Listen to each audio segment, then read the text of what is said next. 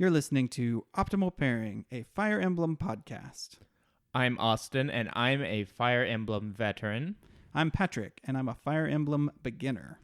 And in this podcast, we'll discuss our playthrough of the newest Fire Emblem game, Fire Emblem Three Houses, for the Nintendo Switch.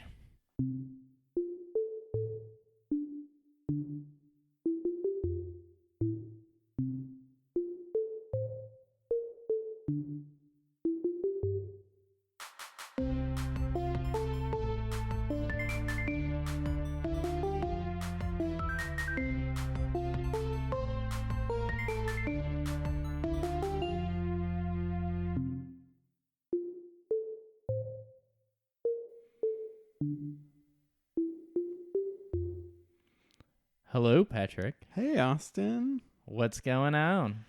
Not much, but Fire Emblem Three Houses is out. Woo, woo, woo. You ready to talk about it? I'm very excited to talk about it. Yeah, we've got our tea ready. We're having tea time. Yeah, and hopefully we will get some good stat bonuses from this tea. That's right, some good hearts. So, Austin, it's been funny because we've been wanting to talk about this game. We've been texting a lot about it, but we keep kind of dancing around actually talking about it because we now is our chance to finally talk about it. You gotta save it for the podcast, as Patrick says. Right. So we are recording this episode about a week after the game came out. It is August 2nd right now. This episode should be coming out on the weekend of August 3rd. Hopefully, fingers crossed. We had... this is our second attempt at recording this. We had a work emergency. That's right. My job sometimes requires me to answer emergency calls on a on need basis, and so our schedule, if it's not every other Saturday, you can blame me. So we got all our tea ready the other night and then had to reschedule. But that's all right. We're here now. We're doing it. I feel good about this. Making it happen. So yeah, I think just big picture, I am really digging this game. Oh yeah. Yeah. I'm glad to hear that because going into this, I was a little nervous of man, what if he buys this game and we've started the podcast and he's just not into it? Totally a possibility, but it didn't happen. I think the hype of us talking about it and doing this podcast helps, but also I really like it. And I think... Well, that's not true. I was going to say this is the first RPG I've really sunk a lot of time into for the Switch, but that's not true.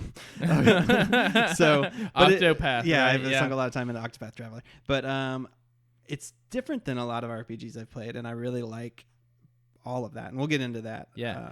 Real quick, did you buy it physically, digitally? I bought it digitally, so I know we've had this conversation outside the podcast, but I try to buy single-player games that I think I might not replay a bunch and might want to loan to people, or when my kid gets older, he might want to play physically, and then I try to buy multiplayer games or games that I might want to hop in and out of a lot digitally. And I've started to lean towards buying role-playing games digitally just because you might want to pop in and grind or, you know what I mean, for a few minutes. And I'm glad I have this digitally. Yes. For that reason. That makes a lot of sense. What about yourself? I bought it digitally as well, mostly so I could just have it as soon as possible. That too. You get it, we live in central time zone of USA, and we get the games at 11 o'clock on Thursday before they release. So staying up till 1, get those 2 hours in. Yeah. I stayed up till midnight when it came out. I only got 1 hour in. Also, I was interested in the collector's pack, and also I think it was GameStop that had the little collector's pins as well for pre-ordering. For each house. Yes, and that a little bit enticed me, but I decided to go digital it's just instead. stuff. I mean, I like that. I have collector problems. I'm a bit of a collector. So all that stuff it's an easy trap for me to fall into. So I try to stay away from it. You know what I mean? Because once I start, it's hard for me to stop. Yes. And it's a little bit this game is going to be in my Switch for years. So why do I need that fancy steel book?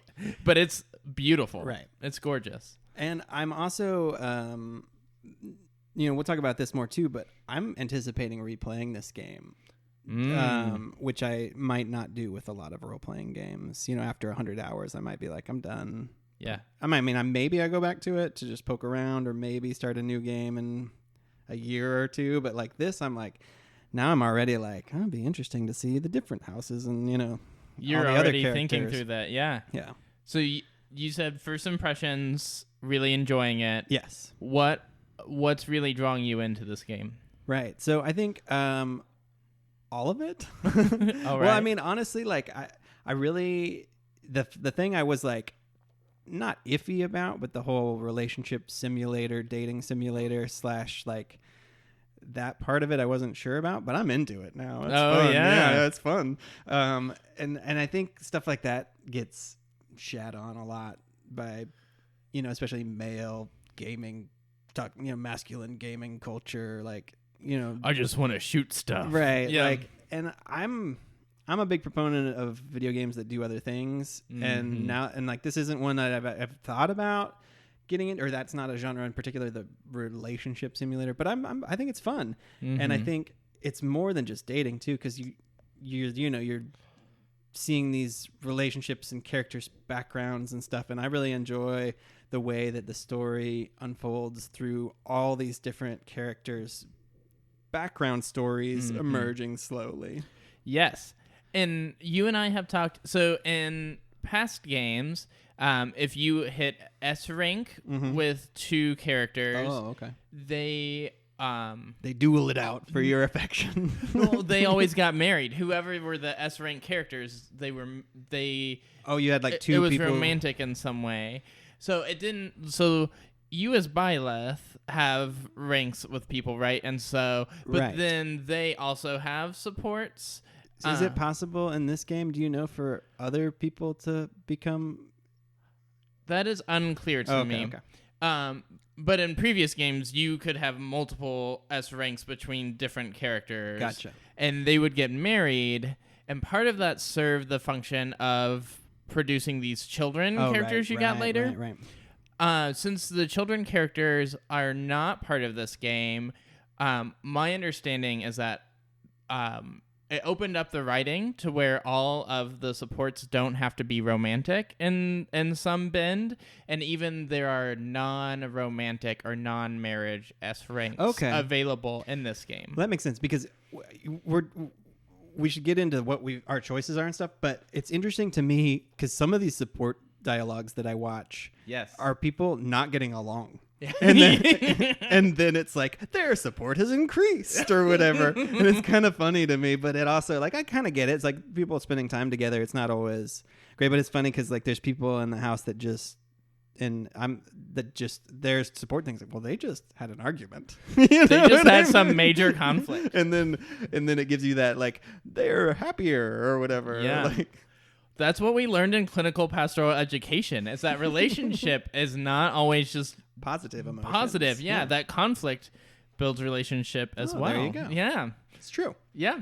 Fire Emblem was proof. A very pastoral video game. Well, in the first episode, we kind of talked about what choices we might make. Yes. So why don't we talk about the choices we did make? Sure. Do you want to go first? What house did you pick? Let's start there.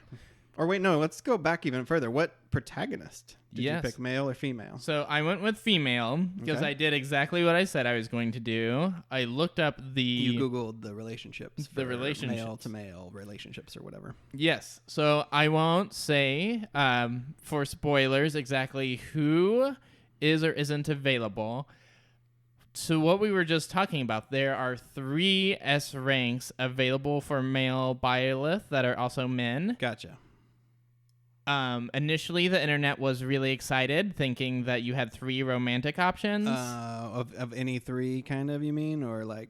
No. So I see. Go on. but only one of the S ranks is actually a romantic S rank. Okay, and the others are just best buds or Yeah, something. it's like oh, bros. you're like my brother that I've never had, Gotcha. and are very clear to not be romantic. So it's not even That's like a there's some bummer. interpretive wiggle room. Yeah, and so a lot of people felt a little queer baited by this. Yeah. Especially Nintendo. A few days. So the week leading up to this, there was a lot of debate about how LGBTQIA friendly the supports were going to be.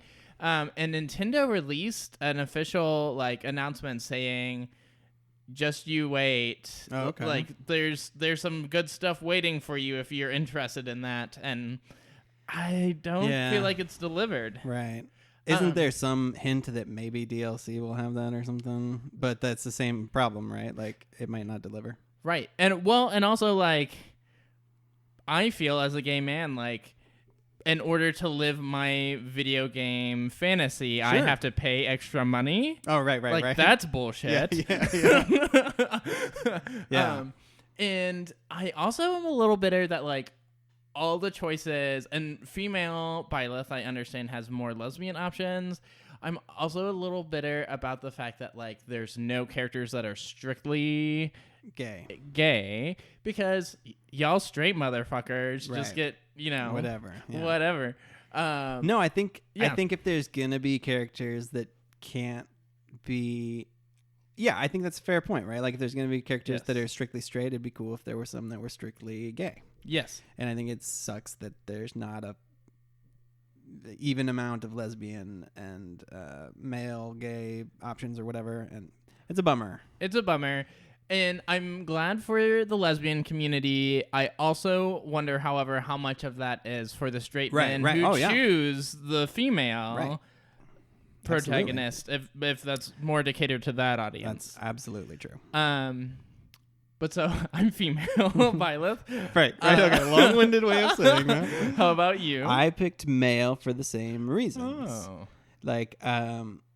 I think I would rather play as a female protagonist, but you made me flip my mind because I was like, well, I want to have all the options of female relationships. Yeah. So that's the way I went. And every time he shows up, I'm like, you'd look. All right, but I'm getting used to him. He's all right. What do you? I just do think you not the like the character model isn't as good as the female character model. He looks. His haircut is weird. Kind of mopey too. She has these big eyes and has kind of an expressive mouth, and he just looks blank. Yeah, I just don't like his haircut. That's fair. Mostly. Minor quibble. That's fair. But I'm getting used to him, and he's okay. Yep.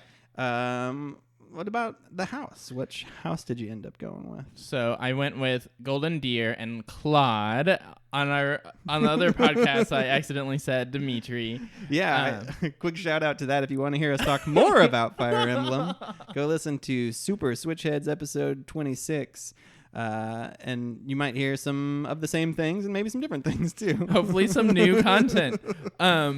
But so I did. I went with the Golden Deer and with Claude. The characters of this house are all kind of quirky in the way that I like and we can get into that more. And there have been some good surprises because there was one character that I was like, man, why are you in this great cast of other characters? You are the black sheep and I don't want you. That's fair. And my opinion has changed. I feel the same way. Yeah. I picked the Black Eagles, Edelgard. It's really hard for me to say because I want to say Edelgard because that's just what I read, but then everybody calls her Edelgard. So I'm doing my best. Edelgard. So Daniel, my partner, has started playing and he chose Edelgard. Edelgard's the best. She seems pretty awesome. I really like her. She seems kick-ass.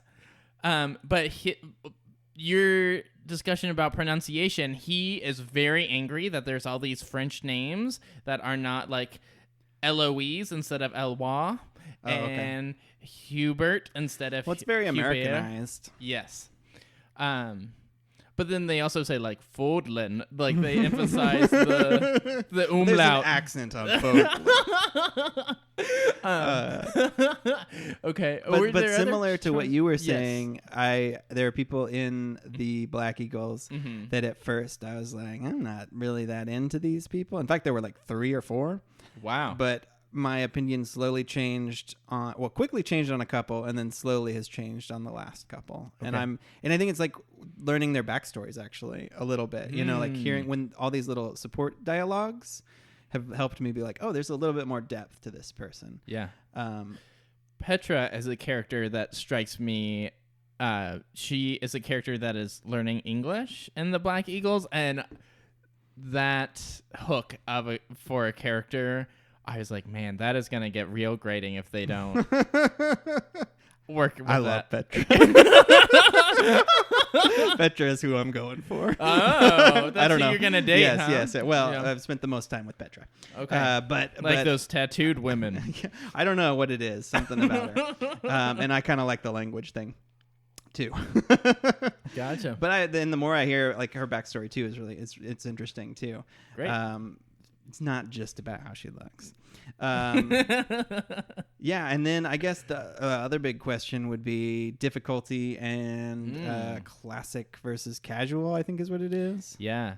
So I decided to go hard and classic, which this is my first Fire Emblem game that I have jumped into the deep end right off the bat. With hard. With hard and with classic. Right. And how's that going? It's going well, and I think it is because of this divine pulse mechanic that really saves me a lot of frustration.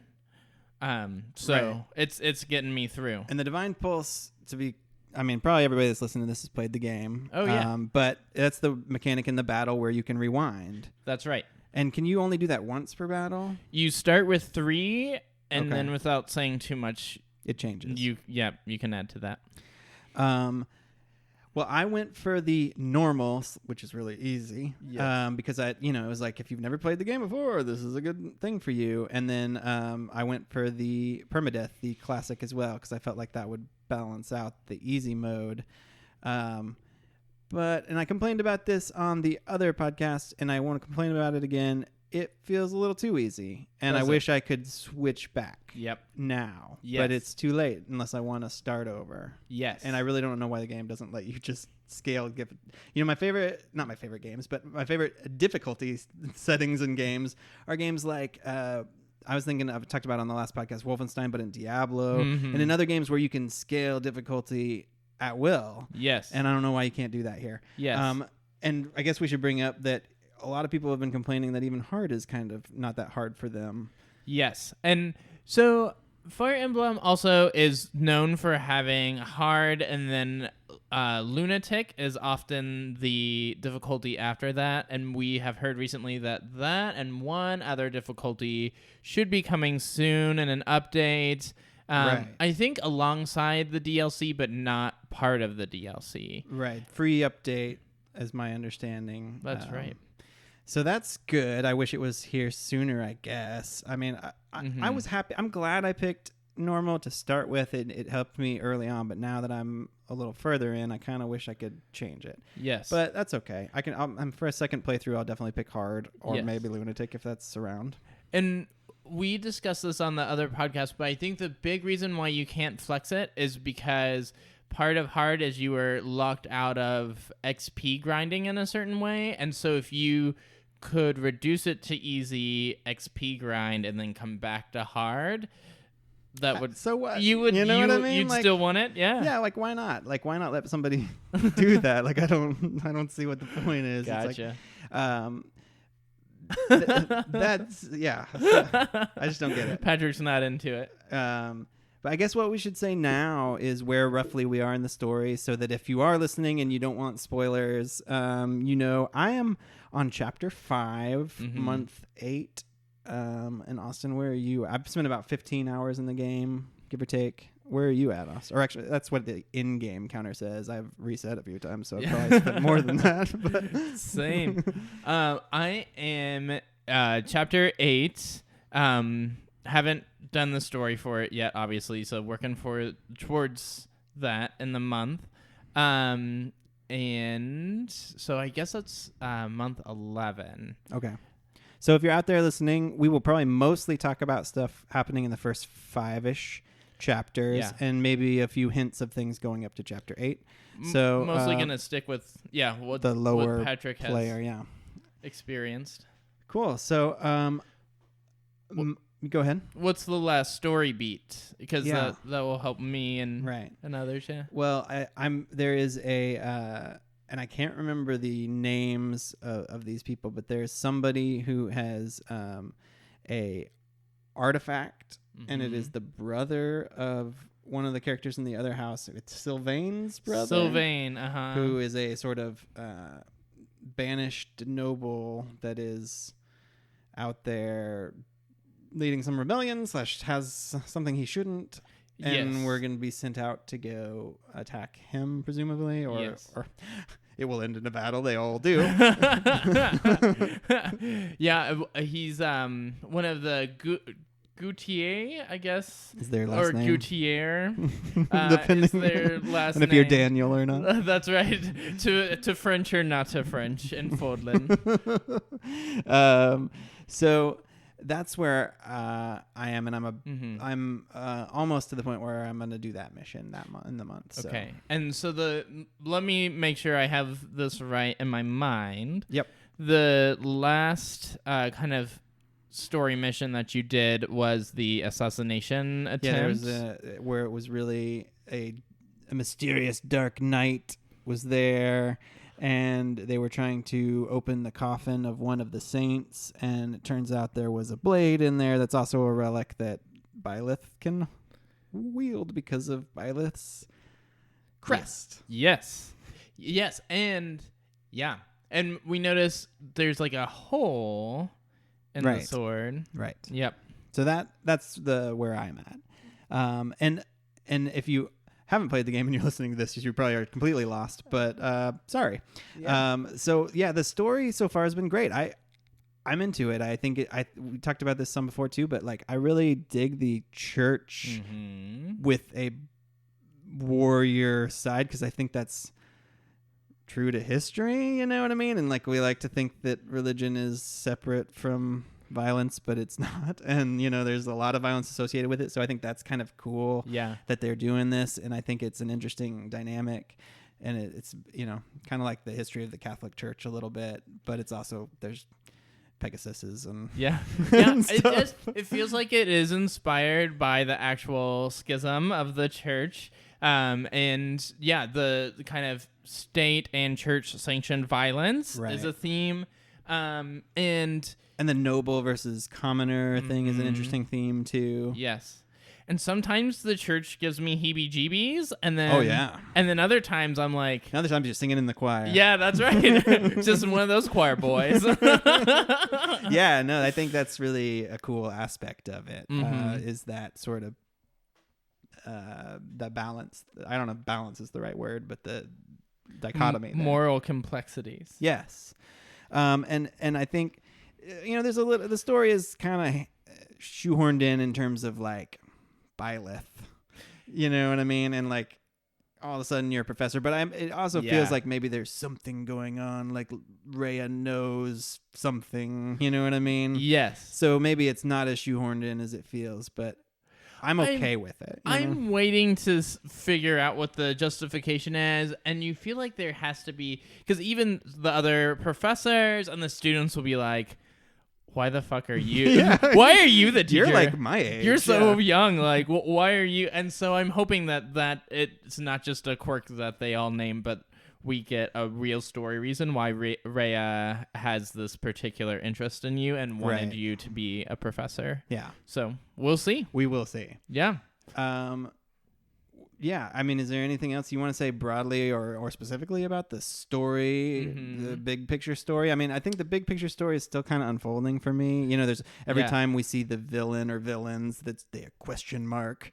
And you know what I mean? Like we don't know their names and their motivations. And there's some sort of sense that it's probably not really the Western Church that's causing this, but that's the they're being blamed for it. Yeah, how much... So we have met the antagonist called the Flame Emperor, and whether or not he is actually aligned with the Western Church or if he is instigating between the churches is yet unclear, or is unclear. I don't think I've seen his name yet. Oh, that's fine. Whoops. There you go. That's why we gave the warning about chapter 8. That's okay. That's not like a flame. Whatever is not making me Flame. That's his name. Yeah.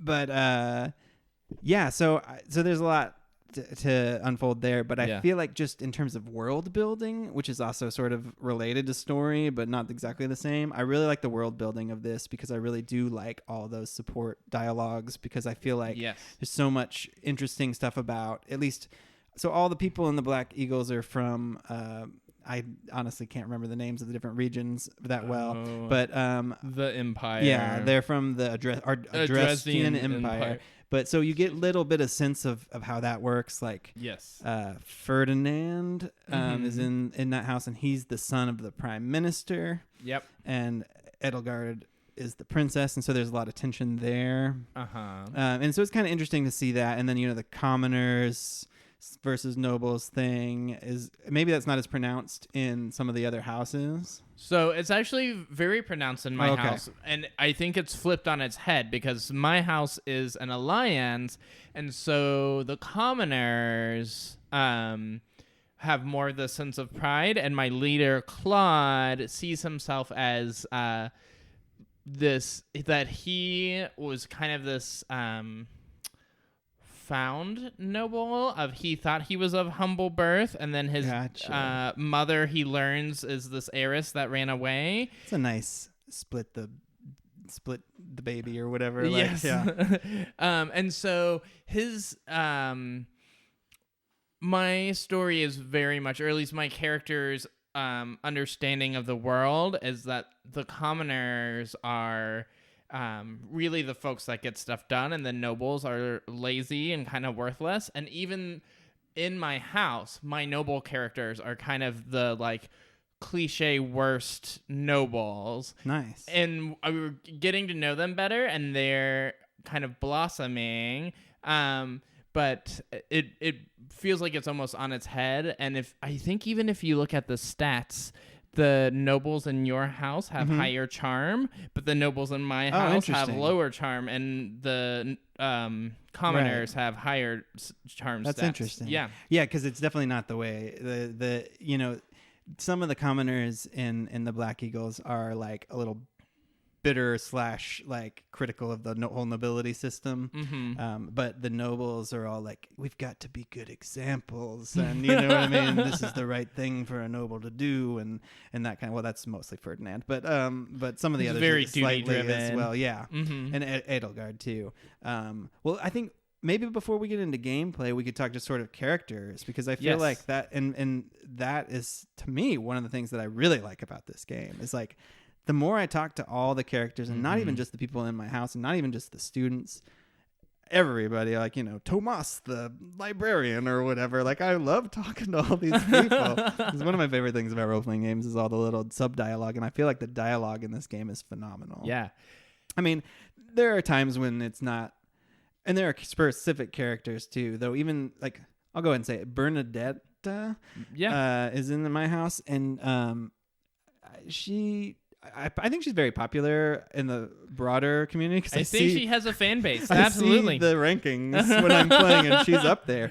But to me, she just kind of seemed a little bit cheesy / like screams. Every support dialogue with her is somebody coming up and being like, "Hey, burn," and her going, "Ah, I didn't see you there."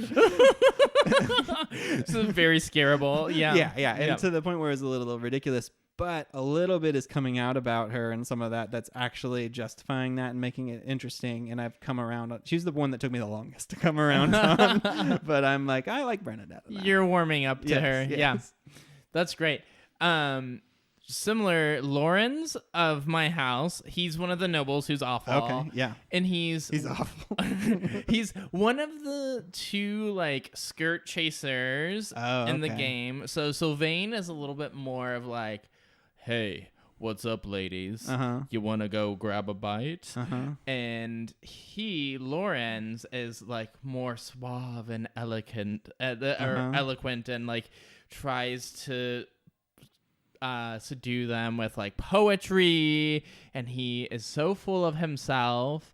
But he, as other characters, and as we were talking about these conflicts and the supports, Leonie, she is a commoner. She's very proud of the fact that she comes from this humble like hunting community. She makes her own soap out of oil that she finds, and like so she's a super thrifty. And so their conflict is really bringing out the best in both of them. Right, I can see that. And in a way that, you know, listening to me, you're like, oh, that's kind of cliche having these two. Sure. But really they sell it, and the voice actors and the writing is top notch for me. Right. The voice we talked about. I feel like maybe we have to repeat this here. The voice acting in this game is really great. Absolutely. You know, in terms of a translated Japanese role-playing game and with a lot of dialogue, it's really, really great and very engaging. And whoever directed this voice acting / all the voice actors deserve a lot of praise. So absolutely, it's impressive. A lot of credit there. I just really like all the characters, and like I feel like every month there's a new person that shows up in the monastery, and I'm like, oh, who's this person? Who are you? New and intrigue. it expands the world, and yes. that's just the world building through all these characters, and this has been really cool for me. So going into this game, I was very excited, but something that I had some reservations about is how are they going to continue to world build when you're mostly exploring just this one setting over and over and over. And they've really impressed me so far with the characters going to different places and interacting with different things. And even, this isn't a big spoiler, there is a fish tournament. And so, like, there's fishing. Events, kind of. But then there's, like, more special events for those particular things that you can do within the monastery that change it up a little bit. And they've done a pretty good job of gating off some areas of the monastery. Especially for the first several months, and then so there's a new area to explore, you know what I mean, that adds a little something. Yes. And then there's usually a new character or two that is visiting the monastery each month, and so and people say different things each month, and there's different little quests and stuff. So overall, what are your feelings about the monastery gameplay portions? So the monastery stuff I really like. Yeah. And it gets a little repetitive to wander around looking for those blue sparkle items. And it's like, but at the same time, I don't mind it that much. You know what I mean? It's like, in fact, I kind of like it. Like there's a lazy freedom to it of like, I'm not in a rush. But it's like I feel like I have to open every door to every dorm just in case there's a book in there for my professor points. Yeah. So you go to all the dorms. There's been books in there. Okay, well, I've missed some books. I almost was going to ask you this, and then I think last night I was like, I'm just going to go in every dorm room, and I found something in a dorm room. I was like, well, from now on, I'm going in every dorm room, though 90% of the time there's nothing in any of them. That's crazy town. Yeah, I mean, I'm down to do it. This is also... I'm not breaking anything because they tell you this eventually in the game, where, as far as I am, those lost items, they're where the student who it belongs to was last month. Oh, nice. Yeah. That's good to know. But also, like, there's random things like fish and books that the professor reads. And sometimes in the library. Sometimes in the stable. Yeah. Well, speaking of items around the monastery, one thing that I'm struggling with, and maybe you can help me out here, is I'm out of bait. Yeah. I have a bajillion steaks and turnips and all this crap to make a million meals, but I do not have anything to fish with. Am I doing something wrong? So the blue items, specifically around the fishing area, so those crates near where you go fishing, near the dock. And also the like fishing stand itself will have a little blue thing almost every month. And that will either be a fish or some bait.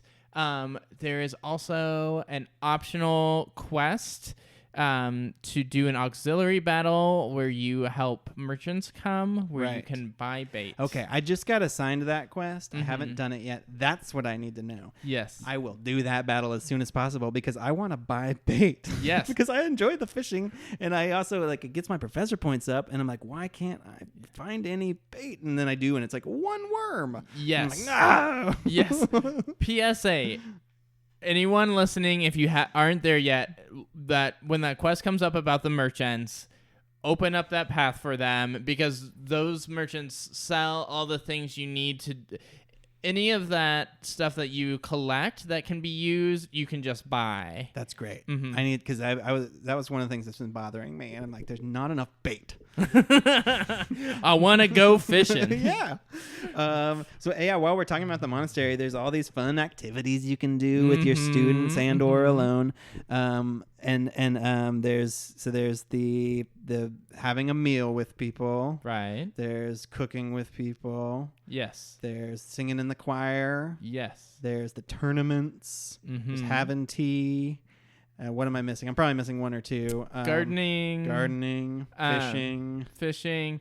Also doing direct studies with the professors. And so some of these things take up a activity point and some don't. Right, like fishing and gardening doesn't, but you can only garden one time a week. Yes. And you can only fish as much bait as you have. That's right. That's right.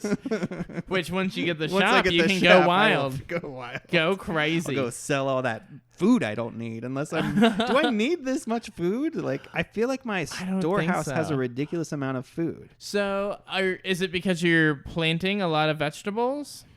I mean, I do that every time I can because why not? But like... Do you have seeds of flowers instead? Yeah, probably. I'm not that scientific about which seeds I plant. Yeah. I just kind of like, this one. Yeah. Well, so that's I need to start going some flowers. More flowers. Yeah, less I need to veggies. get some gifts. But it's the same way. I've got all this food, and I feel like I do the cooking option often enough, and I still have just That's what it feels like. I don't feel like I could cook or go to the, I don't know, do you have to have the food to go to the meal thing too, right? But like, unless I was going to do 5 meals a week, I'd feel like I would still have more food than I need. Absolutely.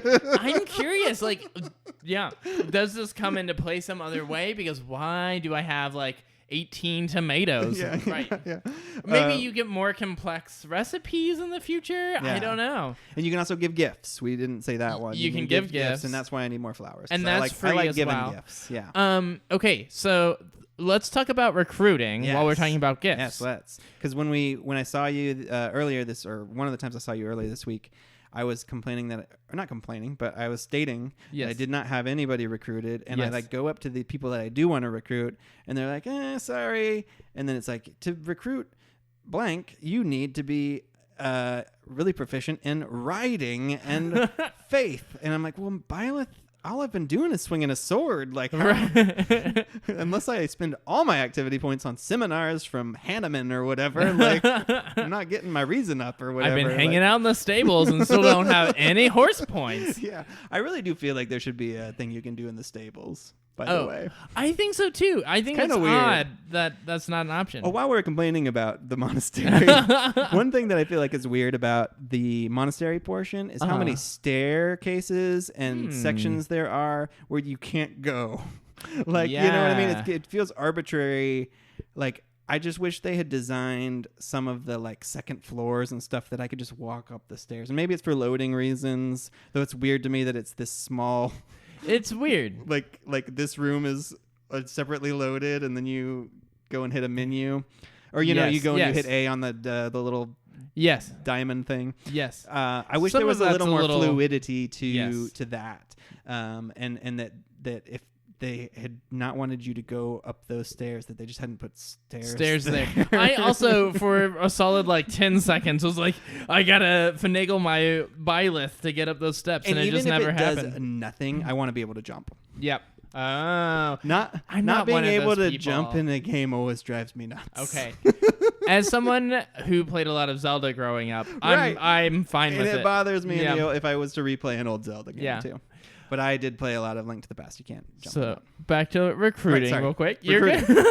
So what I was saying is that I was telling you that I was having that struggle. But there is a student, Mercedes, who I have been spending a lot of time trying to recruit. And indirectly, because I had been just inviting her to come along every month for the mission. Yeah. And also like taking her along for the choir singing, because she's into the choir, by the way. She seems like she would be. Is she in your house? No. Oh, she's in the other one. Okay. So Blue Lions. Last night as I was playing, it was like, Mercedes wants to talk to you. And I was like, oh, okay. Hey, I want to join your class. I was like, yes, good. I've put in the right amount. It was the right decision to bring you along a couple times. And whatever. So she's on board now. Yes. And so that's when you talk to the students and they turn you down, they tell you like a stat and then one of the skills that they're interested in. Oh, those are two different things. Stats and skills. Yes. Okay. So like charisma or speed or dexterity is a stat. Right. And then like riding or lances or swords. I hadn't studied them skills. Closely. I was just like, I'd just look at them and be like, I don't have that. Whatever it is, whatever it is, I probably don't have it, because all I'm doing is swinging a sword. Yeah. Well, and that's what's complicated is, so you can put points into like spears or whatever by studying with other professors, but then like charisma, it's just luck, right? It's like it's just when you level up, it gives you a Though I guess we can talk you can about leveling up those icons and things. Aren't there certain things you can? Yes. Or is it only temporary, right? Like some of those. There's permanent boosts too. Okay. But it sounds like this is how you recruited Mercedes, is you can also recruit by getting your support with a character up to B level support. Oh, it has to be B. Mm-hmm. Man. And you can have, we said, choir practice, and I think dining as well. You can dine or cook with folks who aren't in your house but are other students, and that will build relationships. And you can do tea as well. And tea, that's right.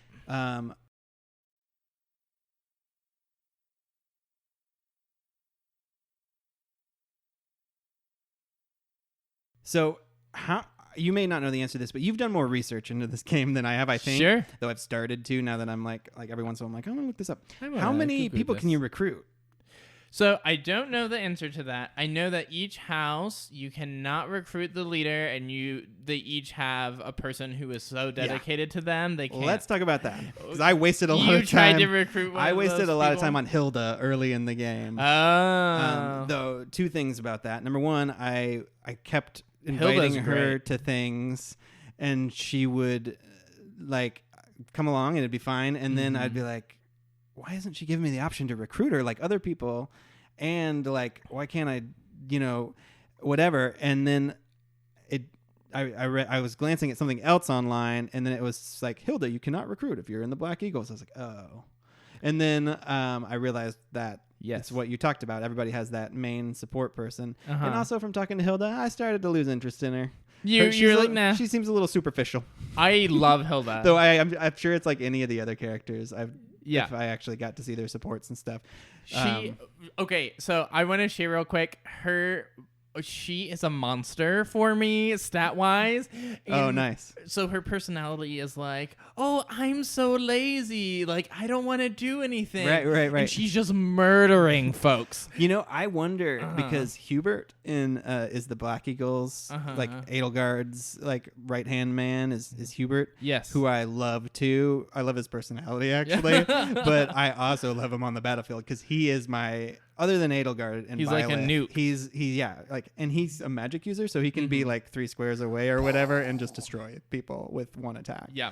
So I wonder if the secondary people have a propensity to be stronger or something. I don't know. It might be the case, and so this can go into spoiler territory, but I am going to navigate this. My understanding is that Hilda is the only non-recruitable in the first section. Right. That does become recruitable later. I did see something about that when I was looking into it, and because it was some article that was like, we can't confirm that she's not recruitable later because somebody sent us this screenshot where like they showed her as being potentially recruitable. Yeah. So I mean that might be true for all these secondary people, and it also sounded like it might be house specific. Like if you're in the Blue Lions, you might be able to recruit the Golden Deers secondary at some point, and if you're in the Golden, you know what I mean, more specific conditions. Right, exactly. Which is something that I am learning is that there are clear conditions that have to be met sometimes. And that certain things can be cut off from you. Okay. And I think that I have done something. There has been a decision that you will be making soon. Oh no. And I think I've ruined a relationship. That I'm not sure is recoverable. Gotcha. And maybe it's just because I took this one cutscene very personally. Like. Yeah. Well, it's funny because like, there have been conversations with, and not like critical ones like this that you're talking about, where, I'll answer something and somebody's like, oh, well, that's weird or something. I'm like, oh, you know what? I don't really want to reset this because I don't know the last time I saved, you know what I mean? And like, I don't care that much, but it's occasionally like I say something like that. Well, that was a big faux pas with that particular person. Hilda was one of them in particular because like everybody in the Black Eagles is all, well, not everybody, but the major players in the Black Eagles are all like blood and death, and we're gonna crush you, and like that's our tread on our enemies. Yeah, and so I was talking to Hilda at some point after something, and she asked. It was like an option, and one of them was like a more serious like response, and one of them was like, and I said that, and she's like, oh, "That's creepy." She's like, "That's too far." Yeah, exactly. Too far, Patrick. It's kind of funny. That's hysterical. That's great. That's really good. So we were talking about leveling up. Yes. Tell me, have you noticed leveling up being different in this game than other games? Or any go on. I'm not following the path. I mean, no, I don't know. Okay. Yes, no, both. So have you noticed that when you level up, sometimes you get a +1 to 1 or 2 stats, and sometimes it's like almost the whole roster of stats. Okay. So there's an RNG element. I have noticed that sometimes when I level up, especially Byleth is like, well, that wasn't very good. Yes. You know what I mean? And then sometimes he's like, I'm crushing it. You know what I mean? Like. I wish you all could see the whole smash, Patrick, when he says that. But it is. Yeah. I have noticed that there are dinky. Leveling moments, and I thought that maybe that was just stat specific, like, oh, my luck went up and not my strength or whatever. But is it that sometimes it's a bunch of stats go up and sometimes it's not? So for each stat, each character has a base growth rate that is the percentage likely that at a level up you will get a +1 to that stat. Gotcha. And then your classes modify that. Okay, right. So, one that I can share is that, like, I know the Pegasus Knight gets plus 10% to speed and plus 10 to resistance as well. Gotcha. Yes, and so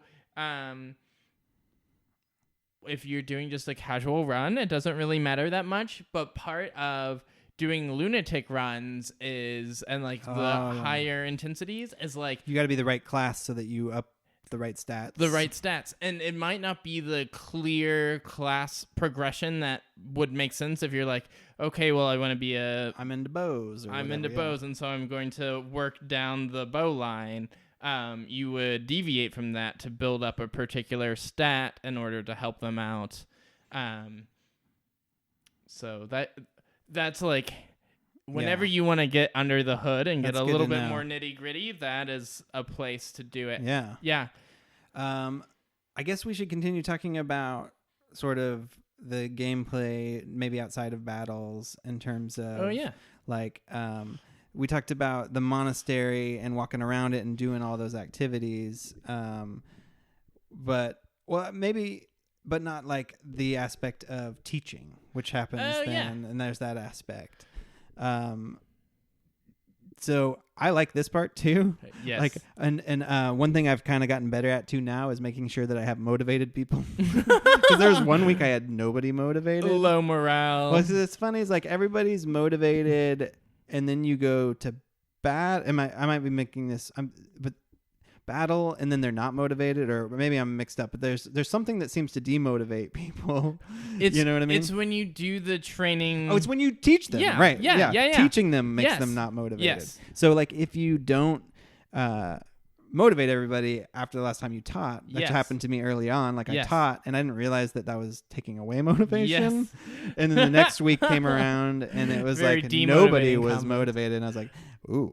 Ooh. And that's the risk of choosing to do the extra battles, is that there's no way to motivate. So when you do the group lectures with the other professors, that boosts morale of the folks who attended the seminars. That's right. I've never rested. Have you ever rested?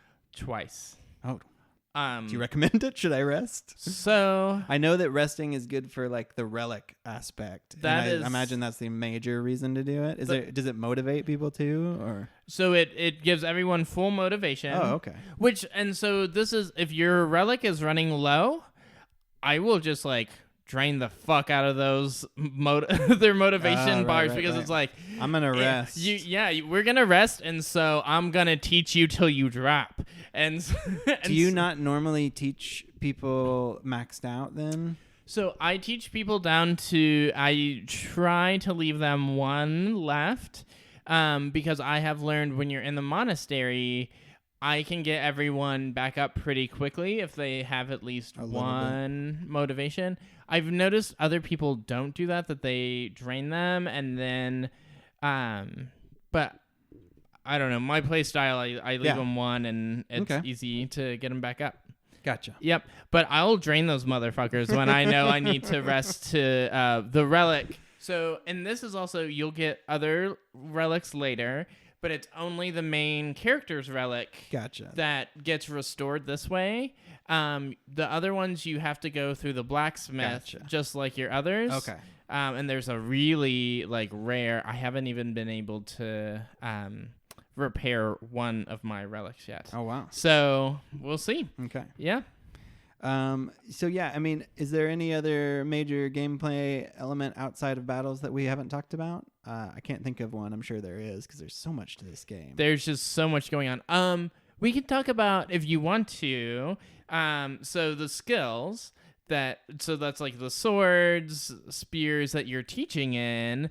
Your characters have strengths and weaknesses, and then the classes and all that kind of stuff. And the classes and all that, but there's also the budding talents. Right. Are you pursuing any budding talents? Not actively. I not intentionally, but saw something online when I was trying to look up something else about like a secret path or something for each character, or maybe that's not the right term, but like, it's like they have, these are their strengths, these are their weaknesses, and then if you actually train them in this, which sometimes is one of their weaknesses, probably is the budding talent. That's what that is. Yeah. So I glanced at that by chance, and I don't think I burned it into memory, but I think I remember one of my characters for that, so I've been working on that one. But it's that stuff, I'm kind of just like, I'm just gonna do what I think you should do, like, because you've been my healer, so you're just gonna keep healing. You know what I mean? Like, you're gonna be a bishop or whatever. Like, that's great. So I haven't.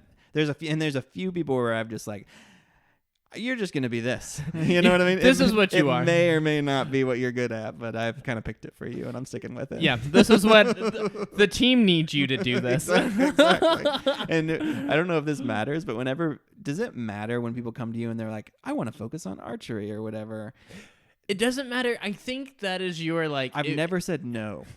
Oh. But I always go back and switch them to what I want them to later if I, Says a lot about your personality. I have a hard time saying no to them. You're like, you can have whatever you want. Not.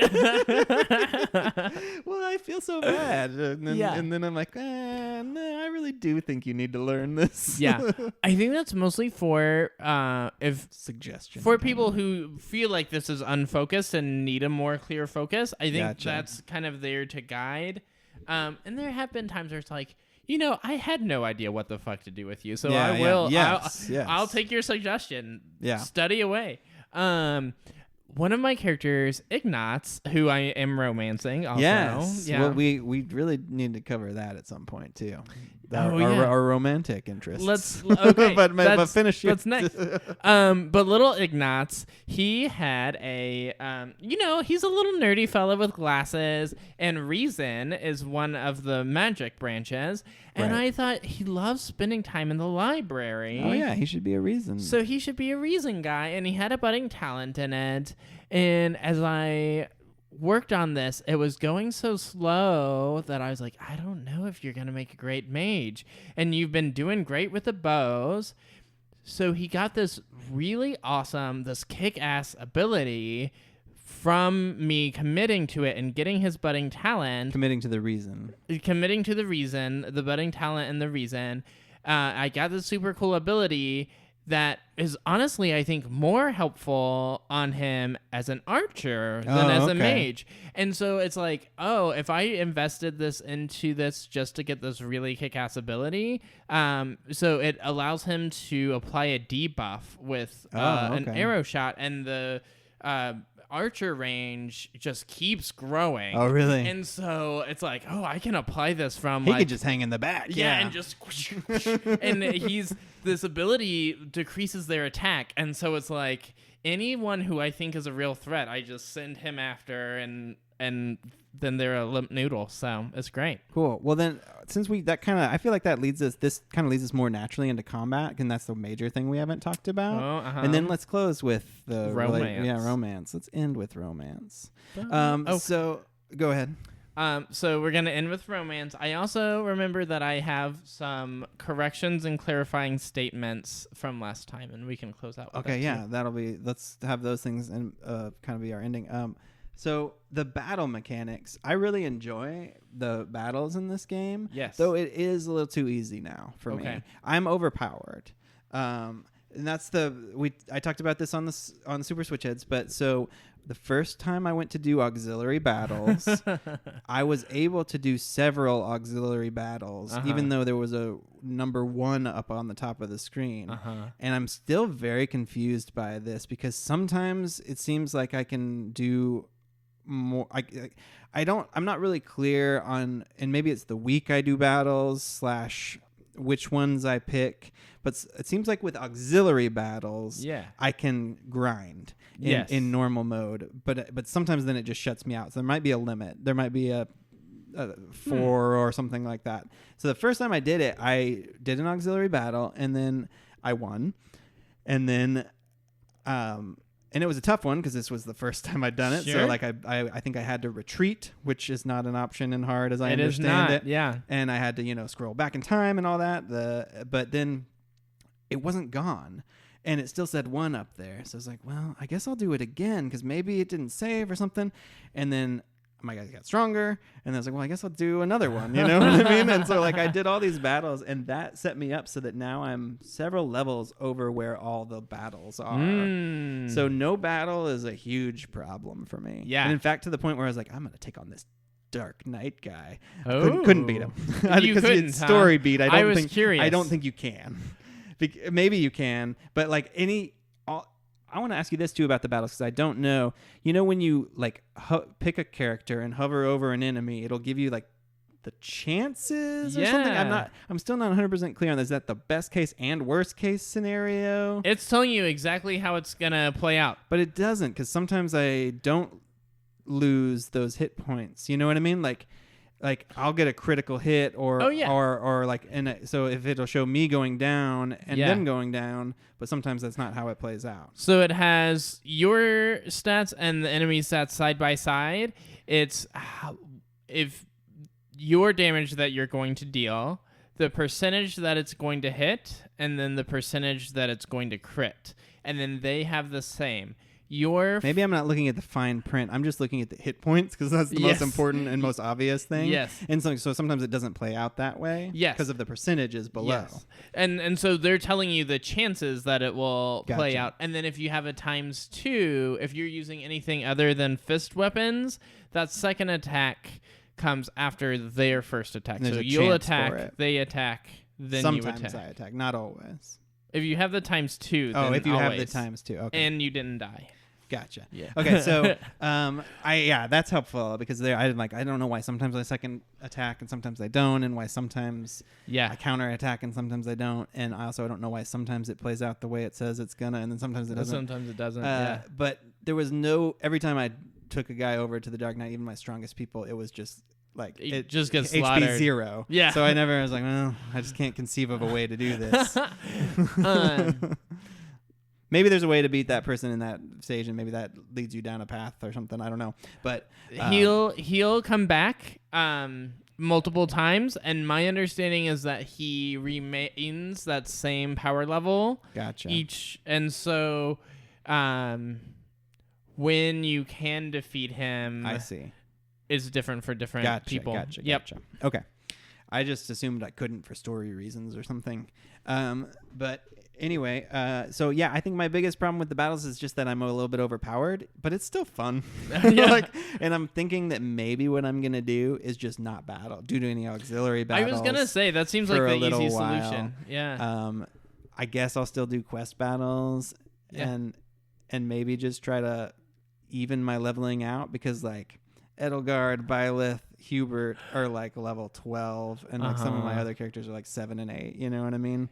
And you also don't want to level past the class tiers. Like before a tier becomes available to you, that is supposed to be available to the like level 10s. Oh, I guess they become available to you as soon as you reach that level. But then the seals, do you have enough seals to? Right. So, yeah, I don't think I can even obtain an advanced seal yet. Yeah, I've not seen one. No. I mean, maybe I can, but I don't know. I just now got to them. Okay, yeah. Yeah. So, that's a fair point. But do you have characters that are at a level where they could have an advanced seal? I think I have characters who could be like it shows 100%. You know what I mean? Like if I was going to do the certification for one of them, I'm not sure. That's wild. But I think maybe. Yeah. Like I think Hubert could be a dark mage or whatever it is that's the next level. Gotcha. I'm not sure about that because I have glanced at those things, but okay. I don't have the certification or whatever the seals. The seals, yeah. Yep. So that's my main problem with the battles, but I think I'm going to try to self-correct a little bit by not doing some battles and try to see if that'll get my level back more in line with where I'm supposed to be or closer to it. So it's not, like I said, I'm actually still having fun, and so this might just be an easy playthrough. And then because I do think I'm really into this game, I do think I'm going to do playthrough and be one of the other houses just to get to know those characters and that kind of stuff and see the other ending and that kind of stuff. So absolutely. You have any thoughts on battles or anything you want to share? Absolutely. So I said this at the beginning, but I'm doing hard classic, and I think it was the chapter you're going into, chapter 5. I'm in right? 5, and I'm about to be done with it. Yes. But go on. So you're about to do the story for chapter 5. The mission or what have you. That's right. And that mission, I was like, man, this game's great. It's challenging, but it's not too challenging. I wish it'd be just a little bit harder. And then chapter 5, I had to restart once or twice because I wanted to move through it too fast. And after learning that, I slowed down, and that helped me. But there were times where I was like, this is too fucking hard. And I thought I was going to have to drop. But once I made it through this chapter, I have since things are challenging, and I've had to use my Divine Pulse once or twice a battle. But I'm able to clear things pretty well, and the paralogs that you'll get later are kind of like the auxiliary, but have story hooks to them of connected to characters. A lot of them are either rout the enemy or kill the general, but then there's little side things that will happen, and you'll get extra goodie treats for doing the little side things. And I've been able to accomplish those pretty well, and like they're challenging, but I also feel like, good job, Austin. You figured out how to, slay that beast or whatever. Yeah. One thing I think I realized too, and that it's got to be really tough to balance a game like this, because like you want it to be accessible to people, but there's a lot of diehard fans. So that's why I really do think there should be more options for difficulty and scaling in it, and it sounds like they're adding some, so that's good. But I think about that when I was like, man, because it's not a game where if you play casual, it is, but if you die, you can start over, right? The whole point is you lose people. So how do you make that fun for everybody? You know what I mean? And that's, well, the answer is probably lots of different difficulty settings, but they're working on it, so that's good. Yes.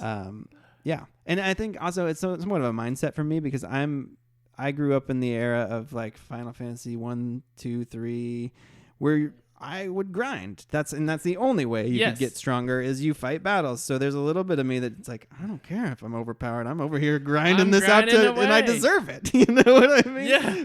But and there's that like Final Fantasy, you're expected to grind. So it's like Elgarda one hit you, no problem. You know what I mean? Come for me. Yeah, exactly. Yeah. Like, bring it. I will stand here the whole battle. No, that's not fun. Yes. But, so it's finding that balance. Finding that balance. Yeah. And part of the battles that I'm really enjoying is the gambit system. Oh yeah. I was not sure about it initially, but the enemies have started using gambits, which I'm not sure they do in normal. I think so. Okay. I could be wrong, but I think I've had a few. Okay. But there's a chapter where you're having to work through some corridors, and there's an armor knight who has this, his gambit shuts down, you can't move. Right. But he hits like 4 people in front of him. And so you don't want to line up all your people and then 4 of them get stunned or whatever. Yeah. That's right. But you're in a hall, so it's kind of hard not to. And so, that has added an extra, something that hasn't been in the past of you're defeating these same people the same ways, and that's an extra thing to consider, extra threat. One thing I want to ask you about, too, in the battle mechanics, because it just opened up for me, is that there's this weird thing now where I can have people together or something. That literally opened up last month, and there's a term for it. Paragon? That's not what it is. Something like that, where, like, you know, a unit can be like, I have Mary Ann right now guesting with me, but she only shows up when Byleth does something. Adjuncts. That's the word. Yes. So it opened up and I didn't read it closely, and then I didn't intentionally make her an adjunct, but I think she is. You know what I mean? Like, yeah. Wait. Yeah. Do you have more characters than you can field?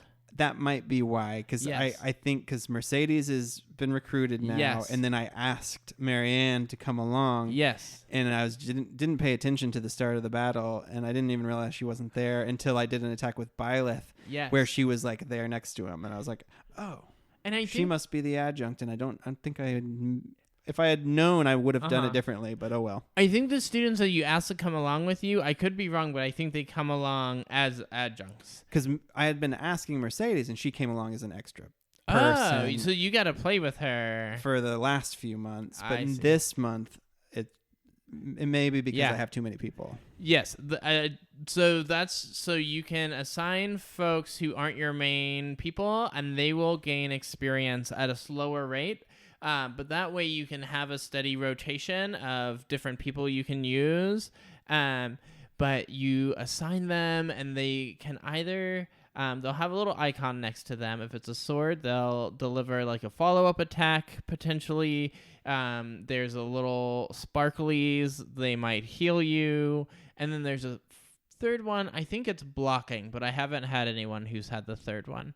And so that way you can, so in Fire Emblem, if you're a true player like me, you can lose people. Just kidding. If you're playing classic, you can permanently lose people. And it sounds like you won't have this problem because you can grind, but sometimes you can also, your people can just have a run of really shit level ups. Sorry. And so then you want to replace it. Because like I have a character who unfortunately is growths are falling behind, and so I might I might replace that character with someone else. But I'm keeping everyone in rotation so that if something happens, or like I have a character now who I am planning to make my dancer. Okay. So it helps with that. Sorry, I was trying to pull something up on my phone and something accidentally happened.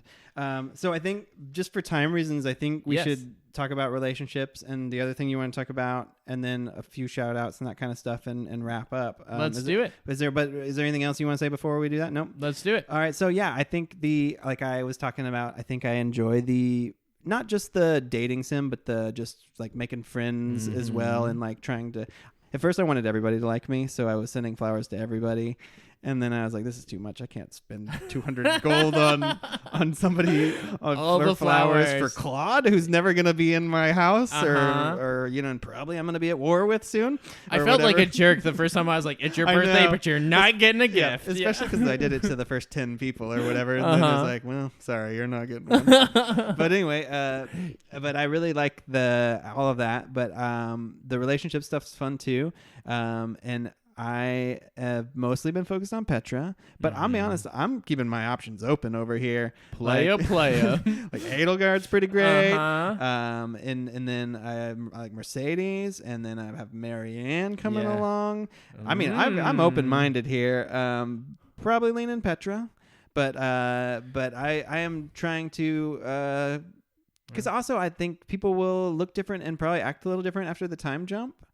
So like I don't know what's gonna happen, like just keeping your options open, open mind, open door policy, but leaning heavily towards Petra. Okay. Yep. What about you? Yes. So Ignatz is my man. 100%. 100%. So and was that obvious from the get go, or like? So no, I thought it was gonna be Claude. Yeah, Claude's the dashing guy with the little side braid thing. And he's so charming. Yeah, he's my kind of guy, to be honest. But here's the thing.